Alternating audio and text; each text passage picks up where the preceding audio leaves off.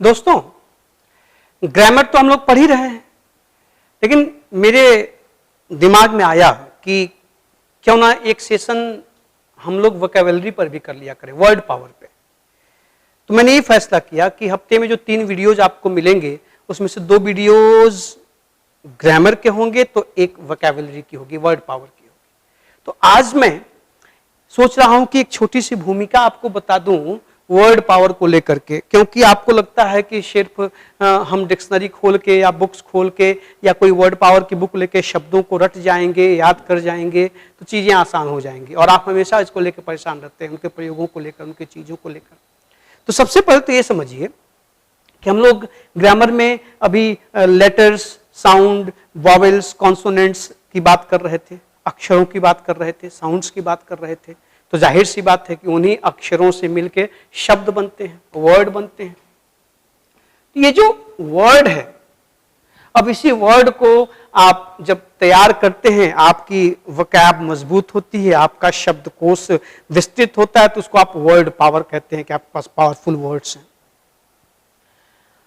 अब ये जो वर्ड्स हैं, इनको पढ़ने के लिए पहले तो हमें तरीका सीखना पड़ेगा, इसको कैसे तैयार किया जाए, चीजें आसान हो, क्योंकि उन्हीं वर्ड्स को आप क्लोज टेस्ट में भी यूज करते हैं, कॉम्प्रिहेंशन में भी यूज करते हैं, न्यूज़पेपर रीडिंग में भी यूज करते हैं, वही सिनोनिम्स होते हैं, वही एंटोनिम्स होते हैं, वही वन वर्ड सब्स्टिट्यूशंस होते हैं, तो आप सब जगह इनका प्रयोग करते हैं। तो पहली चीज समझिए कि आप जब भी किसी शब्द को सीखने जा रहे हैं, तो सिर्फ शब्द को पढ़ लेने से, रट लेने से या उसकी स्पेलिंग याद करने से काम नहीं चलेगा। आपको पता है कि यहां से स्पेलिंग के भी सवाल बनते हैं, तो स्पेलिंग करेक्शन के सवाल बनेंगे। तो स्पेलिंग आप गलत करते हैं, कभी कभी होता है कि आप शब्द का सही प्रोनाउंसिएशन ही नहीं कर पा रहे, इसलिए स्पेलिंग गलत हो जाती है। तो पहली चीज समझना है कि ये जो शब्द हैं, तो इन शब्दों को आप किस किस दृष्टिकोण से देखेंगे। कोई भी शब्द है तो आपको उसका प्रोनाउंसिएशन पहले अच्छा होना चाहिए, आपको सही सही उसका प्रोनाउंसिएशन आना चाहिए, ठीक है। प्रोनाउंसिएशन, प्रोनाउंसिएशन मत कहिएगा, प्रोनाउंसिएशन। फिर उसकी पार्ट्स ऑफ स्पीच पर आपको ध्यान देना पड़ेगा। फिर उसकी स्पेलिंग आपको आनी चाहिए। अगेन आपको उसकी मीनिंग पता होना चाहिए, ठीक है। अब ये 4 चीजें आप किसी शब्द के बारे में अगर जानते हैं तो आपका काम आसान हो जाना चाहिए, लेकिन आसान होता नहीं है। आप किसी शब्द का सही पहले कोई भी शब्द आप सुने तो आपके मस्तिष्क में चीज का करेक्ट प्रोनाउंसिएशन क्या है, तो उसको सही तरीके से प्रोनाउंस करना सीखिए। फिर आपके मस्तिष्क में आना चाहिए कि इस शब्द का पार्ट्स ऑफ स्पीच क्या होगा। आखिर ये नाउन है कि प्रोनाउन है कि एडजेक्टिव है कि वर्ब है कि एडवर्ब है कि प्रीपोजिशन है कि कंजंक्शन है, ये भी आपको जानना जरूरी है, तभी आप उसका सही इस्तेमाल कर पाएंगे। क्यों? क्योंकि जब आपसे एंटोनिम्स, सिनोनिम्स के सवाल पूछे जाते हैं, क्वेश्चंस पूछे जाते हैं, तो वहां पर अगर आप पार्ट्स ऑफ स्पीच को नहीं जानते हैं तो आप सही अंदाजा नहीं लगा पाएंगे। क्यों? क्योंकि नाउन का सिनोनिम्स नाउन ही होगा, वर्ब नहीं हो सकता। वर्ब का एंटोनिम्स वर्ब ही होगा, एडजेक्टिव नहीं हो सकता। आप बातों को समझ रहे हैं, इसलिए आपको पार्ट ऑफ स्पीच के बारे में जानना चाहिए। फिर स्पेलिंग, वर्तनी, अगर आप किसी शब्द को जानते हैं और उसको ठीक से शुद्ध शुद्ध सही सही लिख नहीं पा रहे हैं तो फिर फायदा क्या है पढ़ने का। और आपके एग्जाम में तो यहां से स्पेलिंग करेक्शन के सवाल भी आते हैं। और उसकी मीनिंग, उसका अर्थ, ये ठीक है कि किसके बाद भी आपको शब्दों का प्रयोग करने में, शब्दों को समझने में परेशानी होती है। उसका कारण क्या है? तो उसका कारण यह है दोस्तों कि इन शब्दों को इन 4 चरणों में समझने के बाद इनसे संबंधित कुछ और चीजों को भी समझना जरूरी है। जैसे ये वर्ड जो हैं, इन वर्ड्स को हम कई कैटेगरीज में बांटते हैं। आप डिक्शनरी में जाकर देखेंगे तो इनके अर्थ, प्रयोग, प्रोनाउंसिएशन आदि के आधार पर इनको कई कैटेगरीज में बांटा गया। कहा गया कि ये होमोफोन्स हो सकते हैं, ये होमोनेम्स हो सकते हैं। मैं आज आपको एक आउटलाइन दे रहा हूं कि वर्ड पावर की क्लास में हम क्या करेंगे। ये होमोग्राफ हो सकते हैं या ये हेटेरोनिम्स हो सकते हैं। आप परेशान मत होइएगा, सब क्या है, सबकी चर्चा की जाएगी। ये हेटेरोनिम्स हो सकते हैं, ये सिनोनिम्स हो सकते हैं, ठीक है, ये एंटोनिम्स हो सकते हैं। यही नहीं, ये पैनग्राम हो सकते हैं,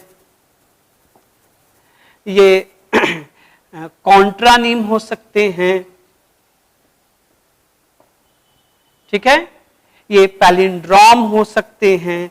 ये सारी चीजें शब्दों की ये कैटेगरी है जिनको आपको समझना जरूरी है, ठीक है। इस तरह से तमाम चीजें जब आप जानेंगे कि पैलिंड्रोम क्या है, कॉन्ट्रानिम क्या है, पैनग्राम क्या है, एंटोनिम्स नॉनिम्स क्या है, आप इनका प्रयोग वन वर्ड के रूप में कर सकते हैं, वन वर्ड सब्स्टिट्यूशन। आप इस तरह से तमाम रूपों में इनका प्रयोग करते हैं, आपको ये समझना जरूरी है। तो ये सब क्या है, इनको जानना। जब तक आप इनके पीछे की कहानी को नहीं जानेंगे, शब्दों को उनके जाति के आधार पर, उनके प्रयोग के आधार पर नहीं पहचानेंगे, तब तक आप फ्लुएंट नहीं हो सकते, तब तक आप लिखे हुए पैराग्राफ को पढ़ के पूर्णतया अर्थ नहीं पा सकते, या किसी शब्द को कॉन्फिडेंस के साथ प्रयोग नहीं कर सकते। तो एक तरफ तो आपको ये समझेंगे। एक तीसरी अवस्था आती है कि जब आप किसी शब्द को पढ़ने चलते हैं, आप इनको संभाल लीजिएगा, स्क्रीनशॉट लेना हो तो ले लीजिएगा। आप जब किसी शब्द को पढ़ने चलते हैं तो उसकी स्पेलिंग रटने में आपको परेशानी होती है, उसको क्या कहते हैं, उसका प्रयोग करने में परेशानी होती है। तो आप अगर शब्दों के बारे में ठीक से जानने की कोशिश कर रहे हैं तो आपको पता होना चाहिए कि उन शब्दों को बनाने, उन्हें प्रयोग में लाने के लिए कुछ लोगों ने कार्य किया है, समय दिया है, उसके पीछे अपनी जिंदगी खपाई है, उनको भी जानना जरूरी है। तो आपको फिर पढ़ना पड़ेगा क्या, LINGUISTICS, लिंग्विस्टिक्स। आपको लिंग्विस्टिक्स के बारे में जानना पड़ेगा। जब तक आप लिंग्विस्टिक्स को नहीं जानेंगे तो चीजें परेशान करेंगे। अब लिंग्विस्टिक्स की बात होगी तो ये लिंग्विस्टिक्स में इसमें तमाम चीजें आती हैं। इसमें सिमेंटिक्स आता है, इसमें एटिमोलॉजी आती है, इसमें फोनेटिक्स आता है, ठीक है। तो आपको जानना पड़ेगा कि सिमेंटिक्स क्या है, एटिमोलॉजी क्या है, फोनेटिक्स क्या है, लिंग्विस्टिक्स क्या है। जब इन सारी चीजों को आप समझेंगे तो फिर जानेंगे। लिंग्विस्टिक्स मतलब भाषा विज्ञान। अब उस भाषा विज्ञान में कुछ सिमेंटिक्स मतलब जो लोग शब्दों के अर्थ के बारे में बताते हैं, एटिमोलॉजी जो शब्दों की ओरिजिन या उत्पत्ति के बारे में बताते हैं, फोनेटिक्स मतलब शब्दों का उच्चारण, उसकी ध्वनि क्या होगी, इसके बारे में बताते हैं। इन सारी चीजों को जानना होगा। एक मजेदार और बहुत ही गंभीर प्रक्रिया है, लेकिन आपको आनंद आएगा। मैं बस आज ये बताना चाहता हूं कि अब से जो हम वादा किए हैं कि हर हफ्ते आपको कम से कम 3 सेशंस कराएंगे, 3 सेशंस में हम लोग मिलेंगे, तो उसमें अब अगले हफ्ते से 2 सेशंस ग्रामर के होंगे और 1 सेशन वोकैबुलरी का होगा। ये जो सारी चीजें मैंने आपको सामने रखी हैं, इन चीजों को समझना बहुत जरूरी है। हम एक एक करके सब पे चर्चा करेंगे, शब्दों के प्रयोग पे चर्चा करेंगे। जैसे एटिमोलॉजी को समझना, शब्दों की एटिमोलॉजी जो आप समझने लगते हैं तो चीजें आसान होने लगती हैं। आइए जरा सा मैं आपको एटिमोलॉजी पे चर्चा करता हूं। एटिमोलॉजी का मतलब शब्दों की ओरिजिन, कोई शब्द कहां से उत्पन्न हुआ, कैसे बना। और जब आप ये समझने लगते हैं ना शब्दों की एटिमोलॉजी, तो विश्वास करिए आधी लड़ाई आप जीत लेते हैं। Well begin is half done, ठीक है। तो देखिएगा जरा, आज मैं आपको एक छोटा सा उदाहरण देता हूं एटिमोलॉजी का। जैसे असल में मामला कहां से आया। अंग्रेजी भाषा का जन्म तो जर्मन से हुआ, लेकिन मजेदार बात यह है कि इसमें अधिकतर जो शब्द हम प्रयोग करते हैं वो या तो ग्रीक से ली गई या तो लैटिन से लिए गए। तो ये बड़ा मजेदार भाषा है, जर्मन भाषा से, लेकिन इसके शब्द आए ग्रीक और लैटिन से।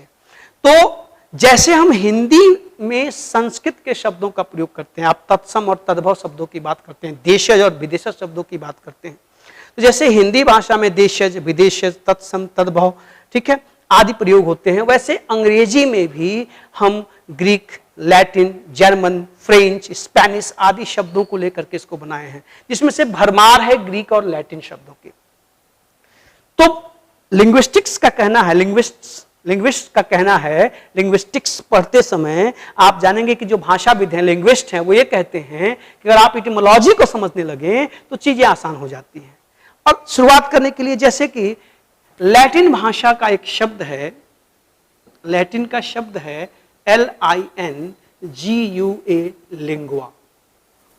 अब लिंगुआ का मतलब होता है टंग, और यहीं से लिखना लैंग्वेज। इसका अर्थ है टंग, जीव। आपको पता है हम जो बोलते हैं उसे भाषा कहते हैं, जो लिखते हैं उसे स्क्रिप्ट कहते हैं। लिपि, स्क्रिप्ट, SCRIPT, स्क्रिप्ट मतलब लिपि। तो हम जो लिखते हैं वो लिपि है, और जो बोलते हैं लैंग्वेज, जिसको हम बोलते हैं वो भाषा है। तो भाषा बोली जाती है और लिपि लिखी जाती है। तो चूंकि जीव से तो हम बोलते हैं ना, इसी लिंगुआ का मतलब टंग है, और यहीं से निकला लैंग्वेज, भाषा। ठीक, ये भाषा शब्द देखिए इस लैटिन भाषा के लिंगुआ शब्द से निकला। आपके शहरों में, आपके शहर में तमाम अंग्रेजी सिखाने वाली संस्थाएं हैं, उसमें से एक संस्था है लिंगुआ फ्रैंका। तो एक्चुअली ये लिंगुआ फ्रैंका किसी का नाम नहीं है, ये डिक्शनरी वर्ड है। लिंगुआ फ्रैंका मतलब द लैंग्वेज ऑफ कम्युनिकेशन, वह भाषा जो दो ऐसे लोगों के बीच या ऐसे समूह के बीच बोली जाती है जो एक दूसरे की भाषा नहीं जानते हैं। उदाहरण के लिए, अगर एक कन्नड़ यहां पर आ जाए कर्नाटका से, और एक सिवान जिले से भोजपुरी बोलने वाला आ जाए, अब भोजपुरी वाले को कन्नड़ नहीं आती, कन्नड़ वाले को भोजपुरी नहीं आती, तो साहब वो दोनों आपस में तबादलाए ख्याल कैसे करेंगे? इंग्लिश में करेंगे। तो वो इंग्लिश उन दोनों के लिए क्या कहलाएगी? लिंगुआ फ्रैंका, मध्यस्थता की भाषा, कम्युनिकेशन की भाषा, संचार की भाषा। तो ये डिक्शनरी वर्ड है। अब जो लोग अंग्रेजी भाषा बोलना सिखाते हैं तो वही काम तो करते हैं ना, कम्युनिकेशन की भाषा सिखाते हैं, इसलिए कुछ लोगों ने अपनी संस्थाओं का नाम लिंगुआ फ्रैंका रख लिया। लेकिन ये मत समझना कि किसी कोचिंग का नाम है, ये डिक्शनरी का एक बहुत ही लोकप्रिय शब्द है। तो ये लिंगुआ फ्रैंका भी कहां से निकला? लिंगुआ से निकला।